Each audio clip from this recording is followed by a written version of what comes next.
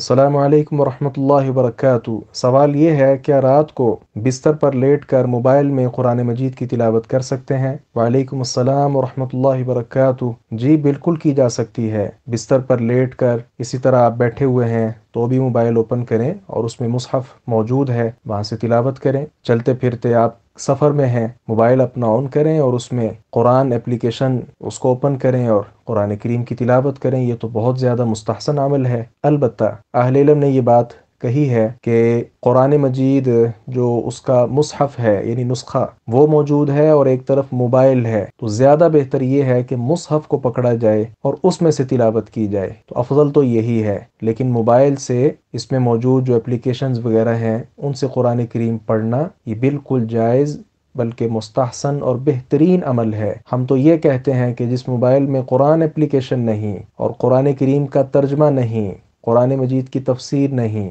ऐसे मोबाइल का क्या फ़ायदा है। जो हमारे यहाँ एंड्रॉयड मोबाइल यूज़ किए जा रहे हैं, इस पे इस्लामी जो एप्लीकेशंस वगैरह हैं अगर वो नहीं हैं तो उस मोबाइल का फ़ायदा क्या है। फिर हम सादा मोबाइल रख लें कॉल वगैरह के लिए। तो ये चीज़ें ज़रूर होनी चाहिए हर मोबाइल में। जो एंड्रॉयड मोबाइल है उसमें कुरान करीम और उसका तर्जमा, उसकी तफसीर, इसी तरह कम अज़ कम कुतुब अहादीस जो हैं, कुतुब सित्ता, उसूल सित्ता या आम जिन्हें साहे सित्ता कह लिया जाता है, ये होनी चाहिए। और इसी तरह हिस्नुल मुस्लिम एप्लीकेशंस बहुत खूबसूरत हैं, वो होनी चाहिए ताकि ज़िक्र अज़कार और मुख्तलिफ दुआएं जो हैं वो उससे याद की जाएं। और इसी तरह जो व्हाट्सएप यूज़ करने वाले लोग हैं उनके पास कम अज़ कम 3 4 5 उलमाए किराम के नंबर होने चाहिए और उनके साथ वो मुंसलिक रहें, उनके फतावा ग्रुप्स वगैरह में शामिल हों ताकि दीनी रहनुमाई जो है वो हासिल करें। यही तो फ़ायदा है इस मोबाइल का। जी अस्सलामु अलैकुम वरहमतुल्लाहि वबरकातुहू।